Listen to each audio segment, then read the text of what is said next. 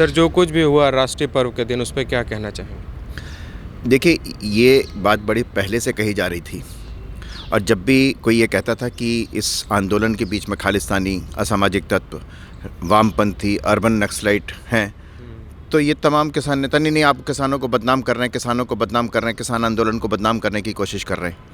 अब बिल्कुल साफ़ हो गई ना कि तलवार लेकर के कौन सा आंदोलन होता है।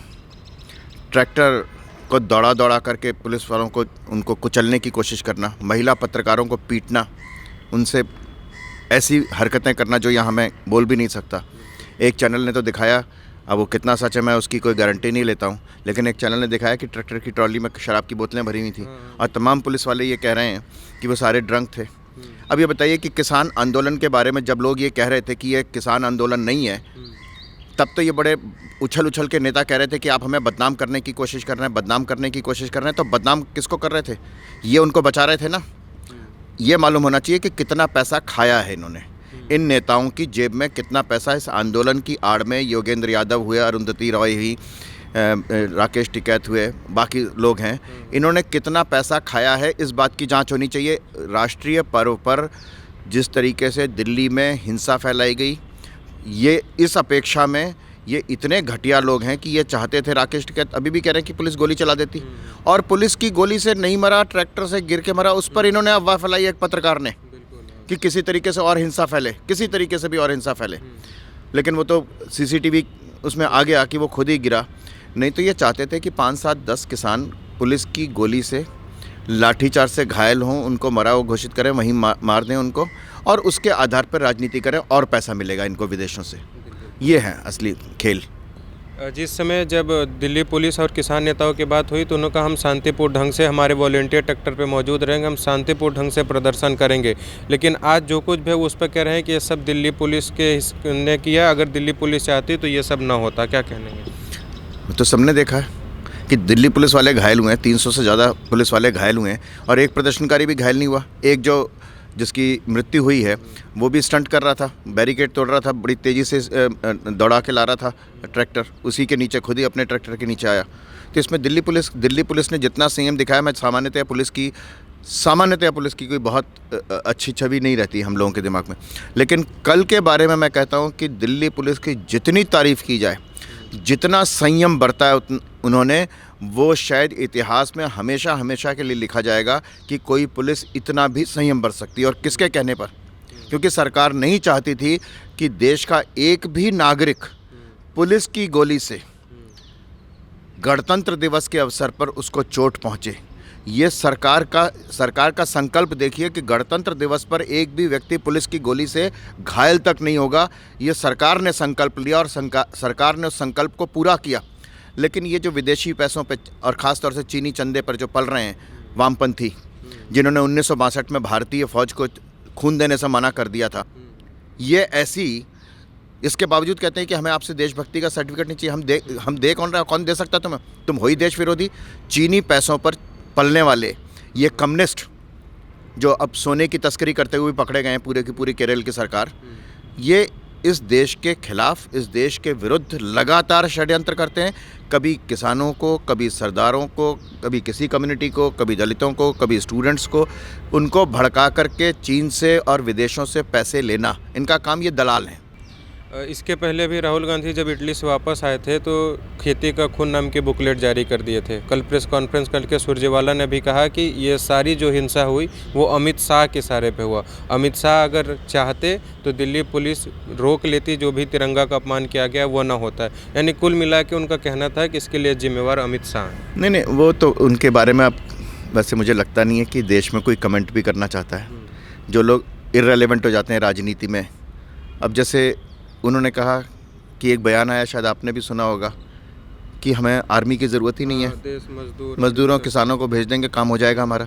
इसके अब अगर ऐसा व्यक्ति कोई और बयान देता है तो क्या हमें चर्चा करनी चाहिए? हमें लगता है मीडिया को भी उनके बयानों पर अब ऐसे ही रहना चाहिए। जैसे कि ये कपिल शर्मा के शो में अगर कोई बयान आता है तो उस पर कोई मीडिया में चर्चा थोड़ा ना होती है। उसमें अगर कोई वहाँ कुछ बोल के जाता है, वहाँ जो चुटकुले सुनाता है कपिल शर्मा, उस पर कोई मीडिया में चर्चा होनी चाहिए? इतने इरेलेवेंट है। And I won't comment. और जिसने एक बात जरूर कहूँगा कि रणदीप सुरजेवाला ने कहा, आपको मालूम है 300 पुलिस वाले घायल हुए, और रणदीप सुरजेवाला ने कहा कि जब किसान लाल किले पर थे तो पुलिस वहाँ पर कुर्सियों पर बैठी आराम फरमा रही थी। 300 पुलिस वाले घायल हुए, उसके बावजूद पुलिस के बारे में इतना गैर जिम्मेदाराना बयान। मुझे लगता है कि हम सब लोग ना इस लोकतंत्र में बचते भी हैं हम, कि नहीं, पॉलिटिकल जो लीडर है उसको कुछ भी कहने की आज़ादी है। वो ये भी कह सकता है कि पुलिस वाले वहाँ पे आराम फरमा रहे थे। वो एक पत्रकार जो है मीडिया के नाम पर, वो शाहरुख खान को अनुराग मिश्रा कहता है, और नेशनल ब्रॉडकास्टर एसोसिएशन बड़े गर्व से कहती है कि हम प्रमाणित और सच्ची खबरें हैं। क्या किया उस पत्रकार का, जानना चाहता हूँ। कल एक पत्रकार ने कहा कि एक व्यक्ति पुलिस की गोली से मारा गया, नेशनल ब्रॉडकास्टर एसोसिएशन क्या कर रही है, बताए तो वो ना, सामने तो आए।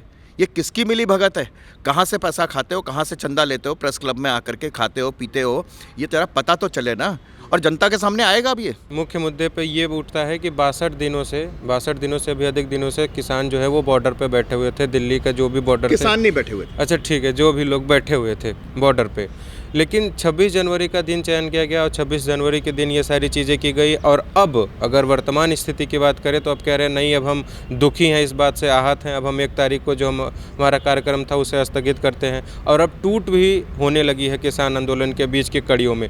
तो क्या लगता है कि इस आंदोलन का मुख्य उद्देश्य 26 जनवरी की गरिमा को भंग करना ही था? इसको आंदोलन मत कहिए, आंदोलन होता तो कोई बात नहीं थी। जब सरकार ने कहा कि हम 1.5 साल के लिए इन कानूनों को एबेंस में रखते हैं, उसके बाद रखने की कोई ज़रूरत थी क्या? किसी भी आदमी से मुझे बता दीजिए कि 1.5 साल में अगर आप अपनी बात नहीं मनवा सकते तर्कों के आधार पर, सार्वजनिक बहस होती, मीडिया में बहस होती, सबने कहा कि आप सिलसिलेवार तरीके से बिंदु वाइज बताइए कि आपको किन चीज़ों पर आपत्ति है, हम उनको ख़त्म कर देंगे। लेकिन वो बात करने को तैयार थे, इसलिए आंदोलन नहीं था ये सिर्फ देश की छवि को ख़राब करने के लिए हज़ारों करोड़ रुपए जो विदेश से आता है वो अपनी जेब में भरने। और मैं कहना चाहता हूँ कि सरकार अगर अभी ढिलाई बरतती है और सरकार अगर अभी ये करती है कि इनके खिलाफ कोई कार्रवाई नहीं होती, तो देश की जनता सरकार के खिलाफ भी हो जाएगी। अब देश की जनता इतनी मुखर हो चुकी है कि अगर इन राकेश टिकैत जैसे नेताओं के खिलाफ अगर कार्रवाई नहीं होती तो फिर देश की जनता जो है किस हद तक और कहाँ पहुँचेगी, इसका अंदाज़ा लगाना मुश्किल है। दीप सिंह सिंधु एक व्यक्ति है जिसका नाम खूब वायरल हो रहा है। इसके पहले जब वो अंग्रेजी बोल रहा था आंदोलन में तो तमाम राजनीतिक पार्टियों के नेता, ये विधायक भी उसके समर्थन में उतर रहे थे कि क्या किसान अंग्रेजी नहीं बोल सकता, क्या किसान आईफोन नहीं ले सकता। लेकिन अब कह रहे हैं कि वो भारतीय जनता पार्टी के एजेंट थे, वो भारतीय जनता पार्टी के लिए काम करता था और भारतीय जनता पार्टी द्वारा ये पूरा साजिश रच के ये सब कांड कराया गया 26 जनवरी के दिन, ताकि उसका वोट बैंक काबिल हो सके। मतलब एक आदमी ने सारा कर दिया, ये भारतीय जनता पार्टी ने कर लिया, तुम लोग सो रहे थे, 2 महीने से नहीं करवाया, वहीं मारते उसको जा करके फिर तो, अगर मारना था। और नहीं तो कल पुलिस वाले मारते, फिर वहाँ पर गोली चलाते अगर भारतीय जनता पार्टी को या सरकार को करना था तो। ये सब वही वाली बात है कि देश की जनता को भी समझना चाहिए कि ऐसे घटिया राजनीति करने वाले लोग, ऐसे देश विरोधी लोग जो विदेशों से पैसा ले करके, विदेशों के पैसों पे के टुकड़ों पे पल करके इस देश से गद्दारी करते हैं, उनसे सावधान होना चाहिए। एक बार किसी ने कहा मुझे कि ये व्यक्ति वो व्यक्ति, मैंने कहा नहीं जी नहीं, हम तो जयचंद से शुरू करते हैं जी, हम तो जयचंद से शुरू कर रहे हैं और जयचंद की परंपरा आज भी चल रही है।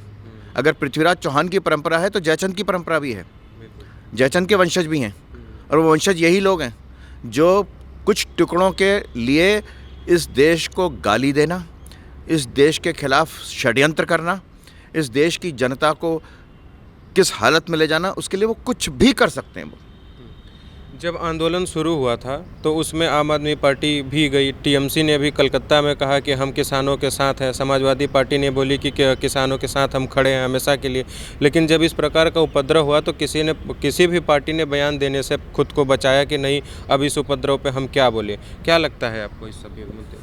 उनका मकसद पूरा हो गया उनका मकसद पूरा हो गया, यूज़ कर लिया। देश में और दुनिया में हुआ किसान आंदोलन कर रहे हैं, किसानों के नाम पे गुंडों को इकट्ठा करके उनसे हिंसा करवा दी, अब वो क्या बोलेंगे। और ये मैं आपको बता रहा हूँ कि देश का किसान सचमुच, अगर आप देखें, आम आदमी पार्टी में एक मेंग गांधी करके होता था, उसने कहा आई एम फॉर दिस, ये जो कृषि सुधार कानून हुए मैं पूरी तरह इनके साथ हूँ। चेंगल रेड्डी जो वास्तविक किसान नेता है वो कहता है इससे बढ़िया कानून बन नहीं सकते, इससे बढ़िया कानून नहीं बन सकते। जो वास्तव में किसान है और किसान नेता हैं वो कह रहे हैं कि हम तो सदियों सदियों से जो मांग कर रहे थे, सालों से जो मांग कर रहे थे, वो मांग पूरी हुई है, अब हमें और क्या चाहिए। तो ये किसान नहीं थे, ये किसान नहीं है, ये किसी भी हालत में किसान नहीं है। देश का किसान खेतों में है, हल चला रहा है। वहाँ पर बोरा, इस समय तो कटाई बुआई का मौसम होता है, अप्रैल में कटाई होगी, मार्च अप्रैल से कटाई शुरू हो जाती है बैसाखी से। तो इस समय उसको खेत में, यहाँ पे वो बैठ करके, और आपने तो देखा होगा जो हरकतें होती थी वहाँ पर शाम से लेकर के रात, आधी रात तक, ठीक है ना। हम लोग गांव में भी जाते हैं और जो किसान हैं जो खेतों में काम कर रहे हैं उन लोगों से भी हम विचार करते हैं इस पे, कृषि बिल पे। तो वो लोग भी बताए, तो कल हम कुछ बुजुर्गों से भी बातचीत की, मुजफ्फरनगर गए थे, तो उन्होंने कहा कि हमने अपने जीवन में कई सारे आंदोलन देखे, हमने भी सरकार की मुखालफत में सड़कों पे उतरे हैं, लेकिन जिस प्रकार से राष्ट्रीय ध्वज का अपमान हुआ है, इसे हम किसी प्रकार से आंदोलन नहीं कह सकते, और हमारे आज के इतिहास में ऐसा कभी हुआ नहीं था किसान आंदोलन के नाम पर। तो क्या कहना चाहेंगे? कल अगर आपने वीडियो देखा हो तो पुलिस वाले नारे लगा रहे थे, जय जवान जय किसान, जी बिल्कुल, और वो तलवार लेके पुलिस वालों के पीछे भाग रहे थे। किसान नहीं है इस आंदोलन में।